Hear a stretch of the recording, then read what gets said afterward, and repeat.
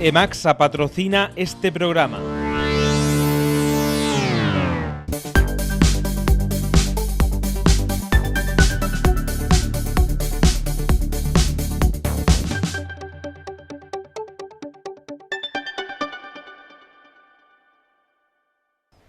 Muy buenas tardes a todos y todas, ¿qué tal estáis? En el programa de hoy os traemos cositas muy especiales. La cosa va de viajes temporales y de cambios de localización de videojuegos que os van a sorprender muchísimo. También tenemos al proyecto Princess Gaming, un proyecto de igualdad diferente. Así que si no queréis perderos nada y mucho menos las mejores noticias de tecnología y videojuegos, no os mováis del sofá porque comienza Next Level.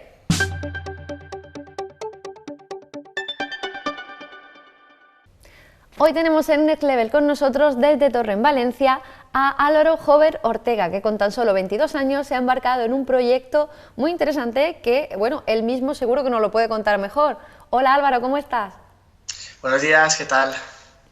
Bueno, estamos súper intrigados, ¿no?, por este proyecto Princess Gaming, porque, o sea, desde primera hora me llamó mucho la atención que la persona principalmente impulsora del proyecto no era una mujer, que suele pasar en estos casos. ¿Cómo llegaste al proyecto de Princess Gaming? Chocó también lo que comentas mucho, el que, bueno, abriese Princess Gaming un chico. Muchos esperaban que fuese una chica, pero viene fruto a que, bueno, las chicas no tienen esas oportunidades en el mundo de los eSports. Yo siempre me ha gustado, bueno, abrir proyectos, estar investigando un poquito y jope, las chicas, si tienen talento, si tienen también herramientas, como podéis comprobar, para hacer directos, para competir, ¿por qué no tienen esas oportunidades? Porque los equipos que están formados por chicos o mayoritariamente por chicos no se les da la oportunidad a las chicas. Entonces dije, oye, ¿por qué no emprendo un proyecto que esté compuesto por chicas? Pese a que yo sea un chico, es lo de menos. Al final es el pensamiento que se tiene y los valores que uno tiene dentro de ayudar a mujeres, de igualdad, porque, bueno, como siempre hemos dicho desde el club, en los eSports las chicas son iguales que los chicos, así como debe ser en la sociedad, y en ello estamos trabajando poco a poco. Sí, porque luego, en última instancia, la igualdad no tiene que ser solamente cosa de mujeres. Exacto. La igualdad no es cosa de mujeres. La igualdad creo que es algo muy importante en la sociedad, que por desgracia, pues poco a poco vamos trabajando entre todo para que esto sea mejor, pero la igualdad no es entre mujeres, claro. ¿Y cómo se ha ido desarrollando este proyecto? ¿Cuáles han sido las pautas, ¿no?, las fases que ha seguido? Al principio se estudió un poco la posibilidad de hacerlo, porque también tenemos ese hándicap de que no hay tantas mujeres como a nivel competitivo como hombres. ¿Por qué? Justamente porque si no se les da la oportunidad, pues a las chicas compiten a nivel pues más amateur, o directamente no compiten a nivel amateur, sino juegan con sus amigos, en directos, etcétera, y es mucho más difícil, y lo estamos comprobando de primera mano, que es complicado hacer un roster. Entonces se estudió un poco si había chances, si había oportunidades de hacer un proyecto así. Se puede hacer realmente, es mucho más costoso, porque al final hay que explicar a las chicas que se embarquen, etcétera, etcétera, porque también tenemos ese hándicap de que el CEO es un chico. Entonces es como, oye, a ver qué es esto, ¿no? A ver qué es. Exacto, les para un poco, porque es como, vale, tenéis un mensaje muy guay, ¿sabes?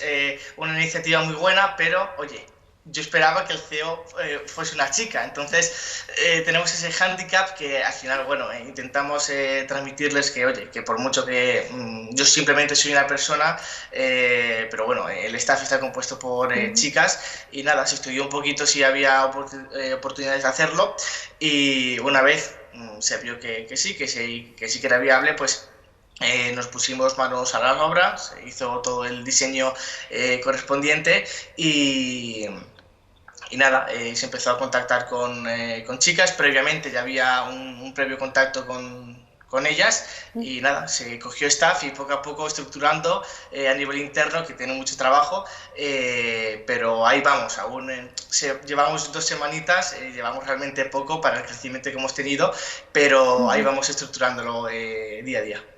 ¿Y cuánta gente compone ahora mismo el staff?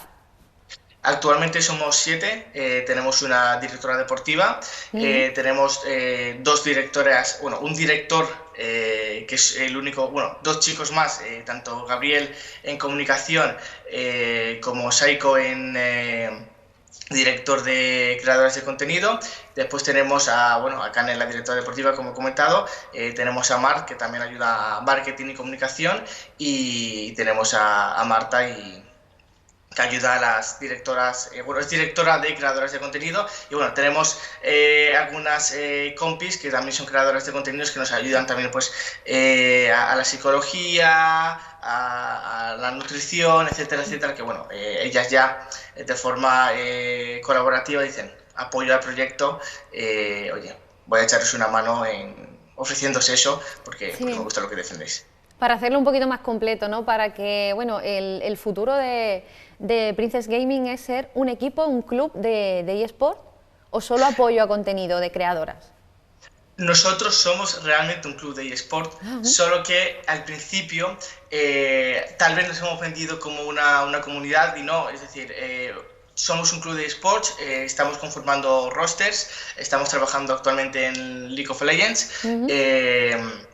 Solo que más allá de vendernos como un club de eSports, al principio nuestro objetivo es unir a la comunidad gamer femenina, que pues están desparcidas por ahí en pequeños grupos. Entonces lo que queremos es juntarlas para que, oye, la comunidad sea más fuerte, y dentro de ese objetivo que tenemos como competir a nivel de eSports, lo hagamos mejor o peor. Obviamente no vamos a esperar grandes resultados el primer año, pero tampoco es nuestro objetivo empezar a ganar todo, sino ir poco a poco, pero más allá de competir, queremos hacer una comunidad y que, oye, como decíamos también en redes sociales, que esta sea la casa de las gamers.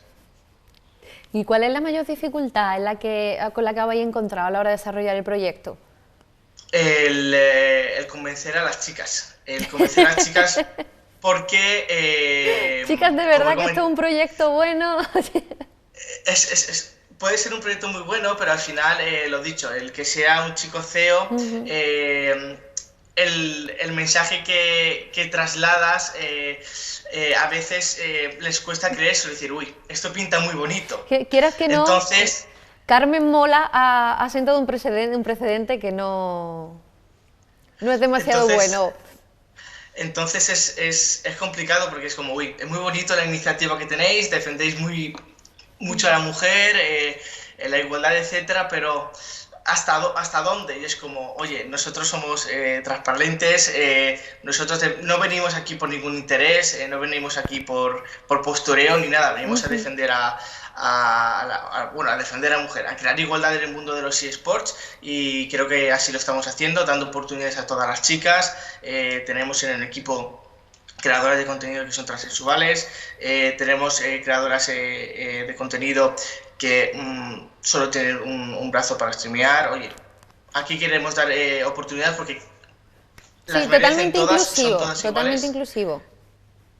Son todas iguales, y oye, aquí nadie es menos que nadie, y lo dicho, sí que es difícil un poquito el convencerles, también formar rosters, porque lo dicho, al no haber una cantera, por así decirlo, de que se les ha creado oportunidades, pues es mucho más complicado, porque lo dicho, no acaban de entrar en un club de eSports, y cuando entran pues tienen algunas dudas, etcétera.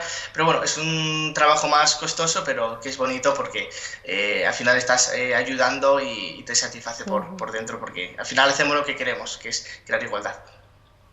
¿Estáis pensando en alguna competición ya un poquito más a largo plazo, cuando ya tengáis un roster? ¿Por dónde os gustaría empezar a competir? Pues voy a avanzar unas cosillas aquí, ya que estamos. Nos escribió hace poco una liga de League of Legends que empezaba en marzo. estamos en contacto con ellos porque estamos conformando el roster, porque, bueno, es complicado, lo dicho. Si ya hay entrenadores que en League of Legends que son difíciles o sea, si es difícil tener entrenadores de League of Legends, imagínate en un club donde a lo mejor el nivel es un poquito inferior, porque intentamos también formar a las chicas un poquito que crezcan jugando, pero nuestro objetivo sí es competir a nivel nacional, obviamente en las mejores ligas. Ya bueno, iremos paso a paso, pero bueno, empezaremos por las más pequeñitas y ya bueno, en las nacionales, y ojalá en un futuro haya un roster español y que represente a nivel europeo.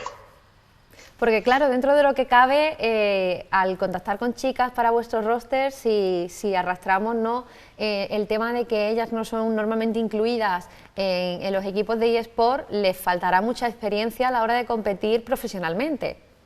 Exacto, al no tener experiencia previa, las chicas, lo dicho, simplemente juegan con sus amigas, amigos, entonces ese nivel competitivo, esa experiencia, decir, vale, yo estoy en un club de eSports, sí que hay chicas que lo tienen, pero hay otras tantas que no, entonces ese proceso de formación pues alarga un poquito el tiempo de hacer el roster, pero bueno, lo dicho, al final no es impedimento, también es bonito porque se les está dando una oportunidad que, oye, no por no tener experiencia significa que seas mala, o no por no tener experiencia significa que no valgas para un club. Entonces, oye, aquí toda chica es bienvenida y queremos darle pues esa oportunidad de entrar al mundo de los eSports, que a lo mejor en un club conformado por chicos o en otro club que no sea conformado por chicas les costaría.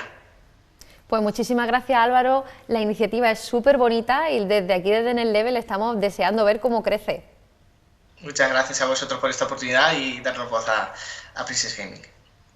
Y el resto no os mováis del sofá porque vamos directamente con nuestro top 5.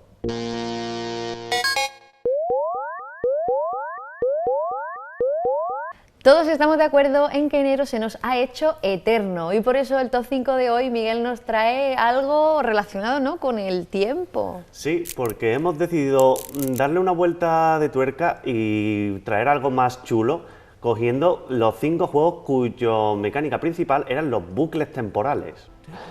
En el puesto número 5 tenemos a The Forgotten City. El origen de The Forgotten City está en un premiado mod de The Elder Scrolls V Skyrim. La obra de The Modern Storyteller es una experiencia centrada en la narrativa y en las decisiones morales que lleva a los jugadores a una ciudad romana atrapada en un bucle temporal en la que, si uno de sus habitantes peca, todos morirán. Los jugadores tendrán que resolver un misterio con múltiples finales, interrogando a personajes, resolviendo puzzles y escapando de situaciones adversas mediante la violencia, el soborno, el encanto y otros métodos, como aprovechándose del bucle. En el puesto número 4 tenemos a 12 Minutes. 12 Minutes es una de las sorpresas y uno de los juegos más divisivos de 2021. Mezclando aventura gráfica tradicional y un drama interactivo, se nos cuenta una historia muy sencilla con solo 3 personajes y un único espacio, un pequeño apartamento. Una pareja se dispone a cenar y en plena velada irrumpe un policía, acusando a la mujer de asesinato y acabando con su novio en el camino. Encarnando a este último, el jugador vuelve a aparecer en la misma situación, que se repetirá una y otra vez cada 12 minutos. El objetivo es romper el bucle y para ello habrá que encontrar e interactuar con ítems en el apartamento que desaten nuevas conversaciones con los personajes. En el puesto número 3 tenemos a Sexy Brutal. Tequila Works y Cavalier Games Studios sorprendieron en 2017 con The Sexy Brutal.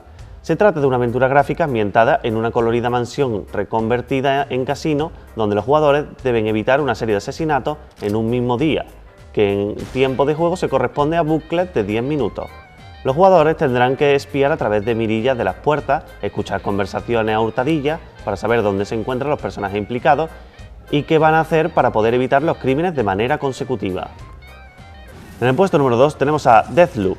El shooter pone al jugador en la piel de Colt, quien se despierta sin recuerdo en la isla de Black Reef, un lugar el que en el mismo día se repite una y otra vez mientras los habitantes más descerebrados viven una fiesta sin fin y los científicos se aprovechan de la situación para sus alocados experimentos. El objetivo del jugador es romper el bucle, Para ello debe acabar en un mismo día con los 8 visionarios, personajes con poderes especiales y una personalidad desbordante.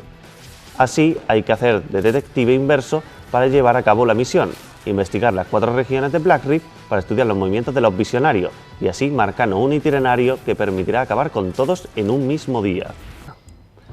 En el puesto número 1 tenemos a The Legend of Zelda Majora's Mask. La secuela de The Legend of Zelda Ocarina of Time sorprendió en su estreno hace más de 20 años, por su estructura de bucle temporal y por el tono oscuro de la obra en su conjunto, una estética distante de las entregas previas de la serie. En su base, la mecánica de The Legend of Zelda Majora's Mask es la de siempre: explorar mazmorras, resolver puzzles, combatir enemigos, hablar con personajes y conseguir nuevos ítems que permiten avanzar por lugares antes inaccesibles.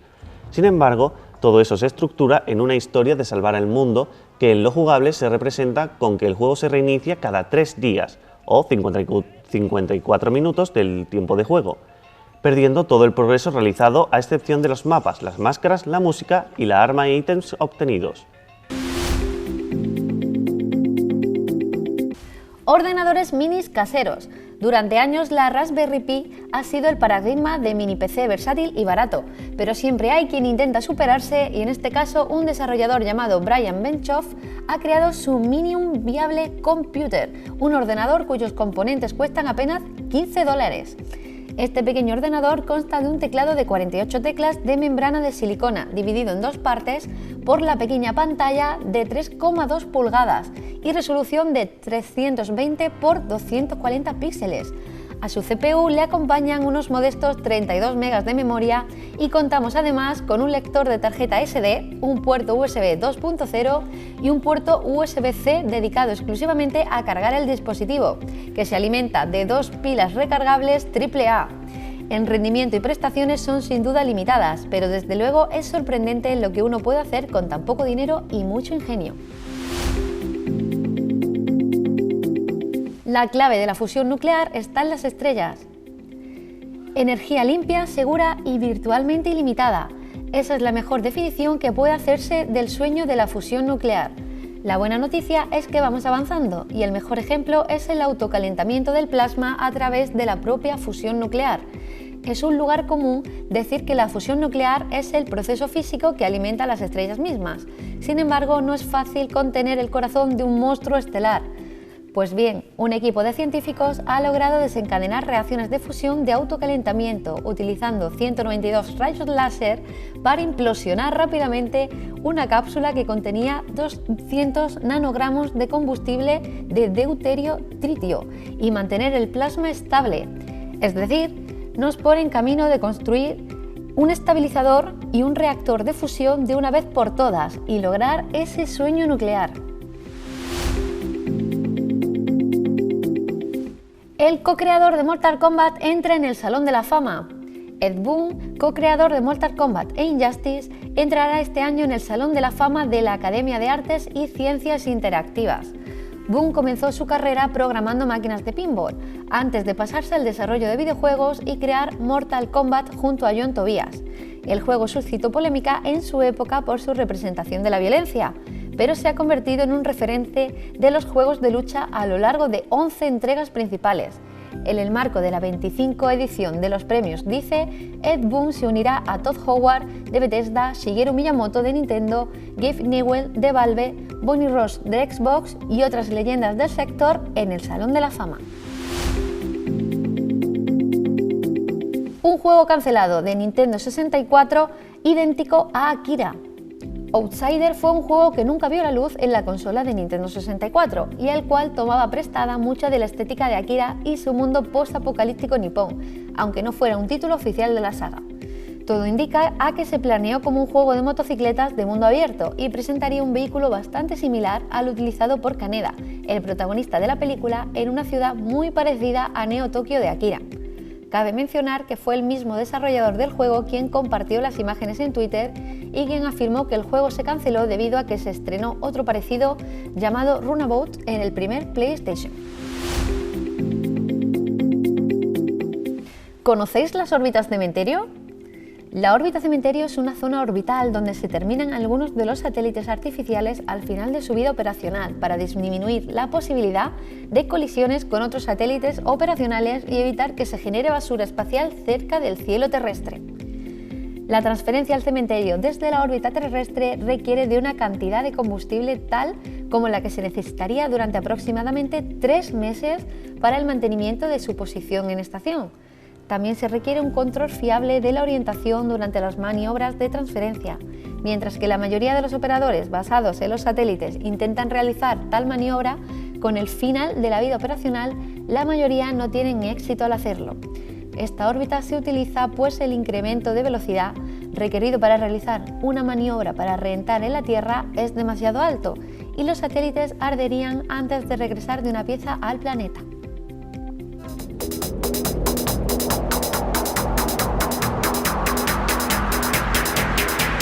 Hoy volvemos con nuestra sección de Checkpoint y traemos otros momentos claves en la historia de videojuegos que han llegado incluso a cambiar, por completo unos títulos.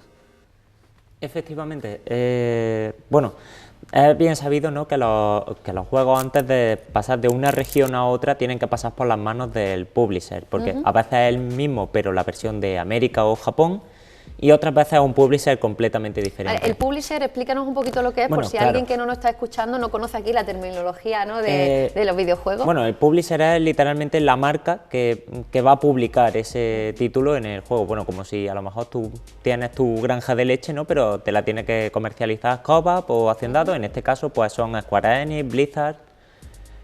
Y hay veces pues que un juego para salir de Japón, esa empresa no tiene, a lo mejor no tiene la misma sede en Estados Unidos o en Europa y tiene que pasar por las manos de otra gente, o a veces simplemente tienen su sede de allí. Como por ejemplo Nintendo. Nintendo en Japón es simplemente Nintendo, y también tenemos Nintendo de Europa y Nintendo de América. Pues hay veces que cuando estos juegos han salido de su país natal, por así decirlo, la gente que tenía que manejarlo lo ha visto y ha dicho: esto no va a funcionar en absoluto. Yo no sé, Japón debe de ser muy raro, pero esto no va a funcionar fuera de Japón. Y han decidido hacer cambios, ¿no?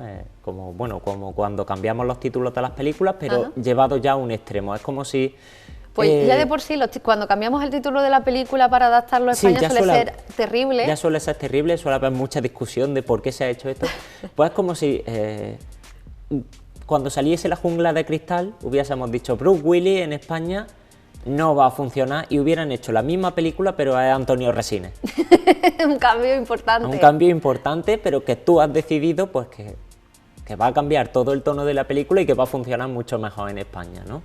No es que la grabemos de nuevo, es que es la misma película pero hemos cambiado sus escenas.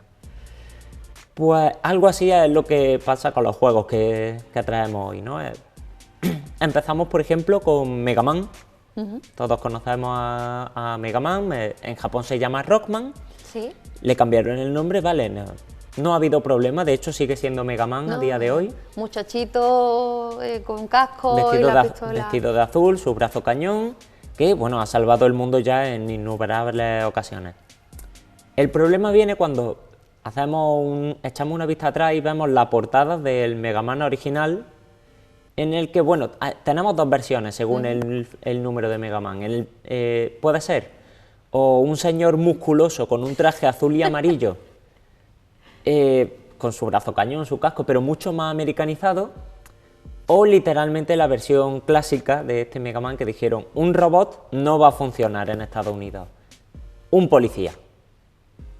¿Cómo que un policía? Literalmente es un policía con su 9 milímetros, su pistola, con su gorra de policía y su camisa marcando pectorales. Pero eso no es Mega Man, eso es otra cosa. Era Mega Man. Vale. Era Mega Man, los enemigos seguían siendo los mismos. El modelo in-game dentro del juego ni siquiera cambió, pero la portada, para que llamase más la atención, era un policía. Policía con su cara de actor americano muy cuadrada y su pistola disparándole pues a robots, por alguna razón. Y Fue un fracaso. Eso te iba a preguntar, ¿qué acogida tuvo ese híbrido monstruoso? Fue un fracaso porque además en aquella época la prensa de videojuegos en papel estaba en alza. La gente tenía muchas ganas de ver llegar ese título, además con unas ilustraciones muy anime de los 90, además ojos grandes y tal. La gente tenía muchas ganas de ese título y, bueno, luego cuando ya se enteraron de que el juego seguía siendo el mismo, pues un poco cambió, pero cuando vieron aquella primera portada fue de... Dios mío, ¿qué habéis hecho? Habéis mutilado a mi niño. Y uno pensaría pues que después de eso... ya está, la gente dejó de hacerlo, pero una vez más, no fue así. Yo creo que vamos a cambiar el nombre de la sección, ¿no? A una vez más no fue así. Hay incontables situaciones como esta en Street Fighter, el cambio de los nombres, que se rotaron entre teles, pero bueno, no podemos pararnos a verlos todos, ¿no? Oliva y Benji tuvo su propio juego que le cambiaron el nombre a un juego de fútbol random, porque sí. Pero yo creo que el más destacable fue la entrega original de Nier. Todos hemos oído hablar un poquito pues, de Nier, ya sea por el original o por el que más pegó el bombazo, que fue Nier Automata.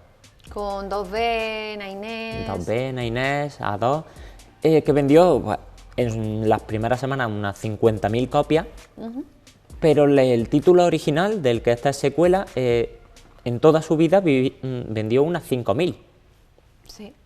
Porque, bueno, aparte de que era otra época, nos remontamos a la época de PlayStation 3, o sea, 2 generaciones atrás ya. Que se dice pronto, se que dice se pronto, no, pero... Play 3 fue el otro día, o sea, yo pero todavía son tengo una en muchísimos casa. años. El juego gráficamente era mucho más bajo que los juegos que son ahora, pero hay una gran diferencia, una vez más, entre la versión japonesa y la versión americana. La versión japonesa nos mostraba la historia pues, de un hermano que estaba buscando de manera incansable la cura para una enfermedad incurable para su hermana pequeña. La tenía, de hecho, en un pueblecito pequeño, en un mundo no apocalíptico, pero sí en el que la humanidad se había reducido a prácticamente 12 personas. Una historia así un poquito distópica. Un poquito distópica, ya la tecnología a niveles mucho más bajos de la actual, la estaban cuidando con medicinas, con hierbas y estaba buscando de alguna manera alguna cura mágica para su hermana, lo único que le quedaba en el mundo que no muriera de un sufrimiento terrible. Una historia muy bonita, ¿no? Muy dramática, muy bonita, mucho drama, también un autodescubrimiento sobre lo que está bien, porque estás dejando sola a tu hermana con tal de salvarle la vida, pero ella lo único que quiere es pasar sus últimos momentos contigo. Dramón. Un dramón tremendo. Total. Además, una historia de hermanos muy bonitas que además a día ya de hoy... me estás asustando porque ahora me vas a decir el cambio y no sé muy bien por dónde va a salir esto. Pues el cambio fue que ellos en Estados Unidos dijeron un chico anime, que además vemos un avance temporal en el personaje que madura muchísimo, no va a vender. Un chico así con facciones muy finas, que no. Tengo miedo, ¿No tenéis miedo conmigo? Porque yo tengo miedo ahora mismo. Y dijeron, va a ser su padre. Vale. Y dices, bueno, vale, no es un cambio tan grande. Pero el personaje va a cambiar por completo, va a ser un señor muy grande, muy musculado, con un parche en el ojo, que no lleve apenas ropa, nada más que una hombrera hecha de pelo de bestias animales. Sin pantalones, típicos sin pantalones? taparrabos tipo Conan el bárbaro, sandalias, mientras que el resto de personajes no cambiaban en nada la estética. Entonces todo el juego estaba normal. Todo el juego era igual, pero el padre era completamente diferente. ¿Cómo afectó esto al juego en sí? Porque claro, si tú cambias el personaje, ya no solo el personaje, sino la estética del personaje, que antes era su hermano, ahora es su padre, un monstruo musculado en taparrabo. Realmente no tiene... Perdió mucho sentido en muchas partes, porque aunque cambiaron los diálogos para que se adaptaran, porque claro, las bromas de que era un canijo ya no valían. Claro. Cambiaron los diálogos porque era su padre, no podía llamarlo hermano. Pero perdió la coherencia del avance temporal. Hay un momento en el que hace un salto temporal de unos 4 o 5 años, creo que son. Sí. Puede que sea más, estoy ahora un poquito perdida. Y el personaje crece y ya deja de poder utilizar solo espadas y ser muy débil a poder utilizar todo tipo de armas y ser pues una mala bestia del combate. No tuvo sentido ese cambio en el padre porque a él ya se supone que en los cambios de diálogo era un cazador asentado, era muy musculoso, era Claro, muy ya fuerte. se pierde la progresión del personaje. No había una de un progresión de niño personaje a- porque obviamente a un eso, adulto. un adulto que le poníamos unos 40, 50 y algo años, en 5 años no va a cambiar mucho. Claro. Como mucho a peor, ¿no? Ya envejece el deberían personaje. haberlo hecho al revés, ¿no? Que pudieras utilizar todas las armas y luego ya pues que te dieran dolores de espalda. Y no solo eso, aparte pues cambió de una historia, una frase, unas conversaciones mucho más tiernas entre dos hermanos que apenas se llevaban edad y que solo se tenían el uno al otro, a un padre que trataba a su hija además con unas reacciones mucho más duras, no la trataba con ese cariño, no sé, que no, que era en plan de tú hazme caso a mí porque soy tu padre, que la tenía allí sola, no había, se perdía un poco la dualidad, ¿no? Es Sí, como ¿no? se convirtió en una fantasía de poder que vemos mucho en los videojuegos Me americanos. recuerda precisamente a títulos como God of War, ¿no? Ahora Sí. en la entrega nueva con el... Pero esta fue muchísimo, muchísimo anterior. Sí, fue muchísimo antes, estamos hablando de los primeros juegos de PlayStation 3. Pero sí, como tú dices, es una fantasía de poder que está mucho más presente tanto en el cine como en los videojuegos americanos, ¿no? The Last of Us, God of War. Aunque bueno, ahora ya como es más moderno se le ha dado ese cambio, ¿no? De que no es tú hazme caso y voy a hacer todo lo posible por protegerte, sino que vas de comprender a esa otra persona, pues aquí no.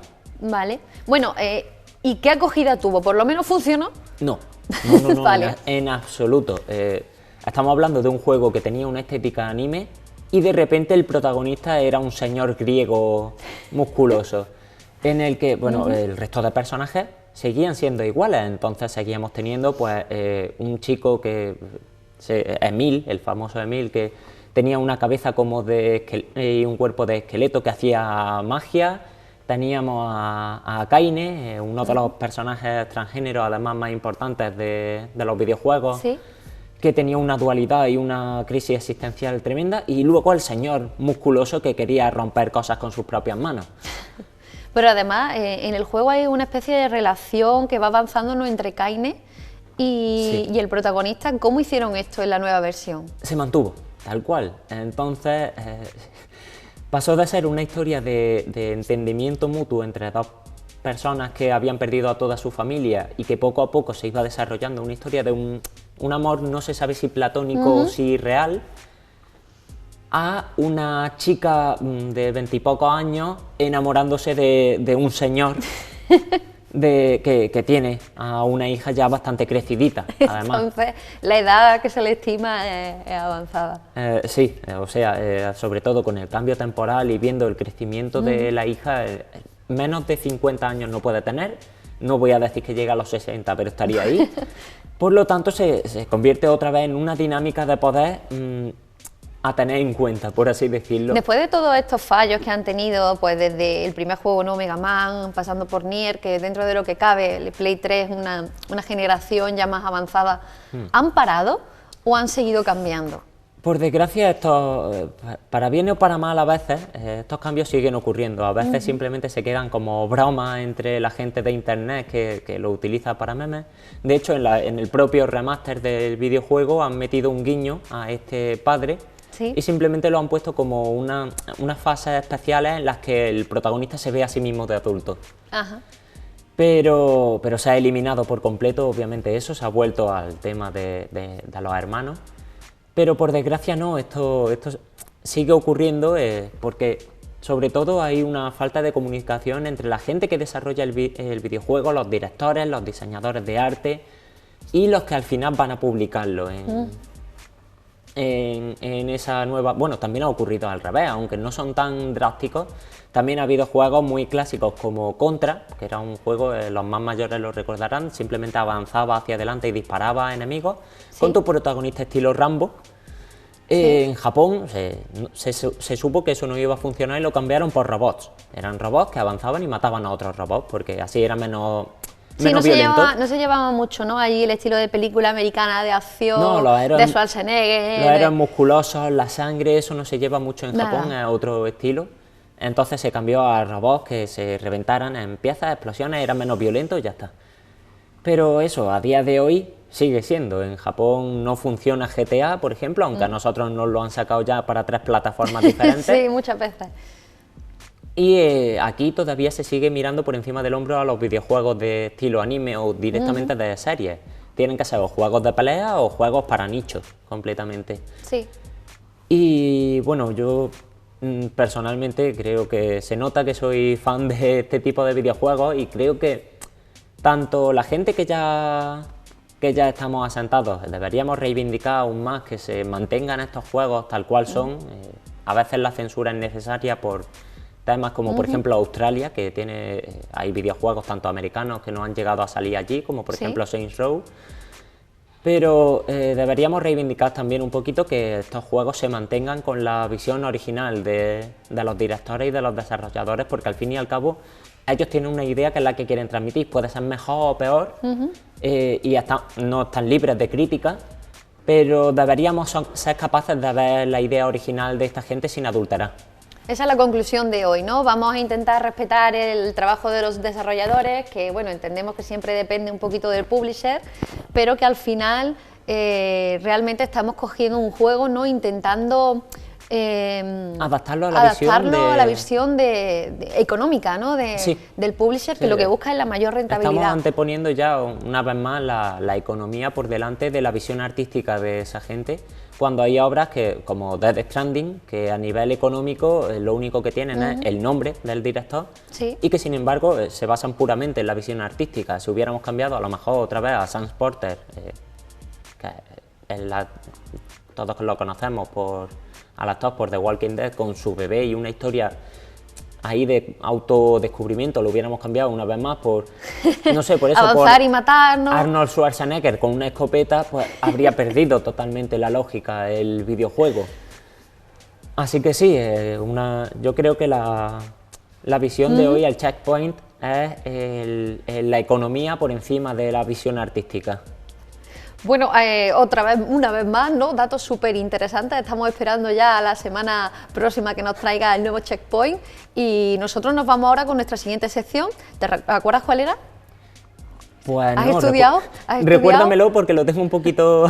Pues vamos con la recomendación del juego de la semana.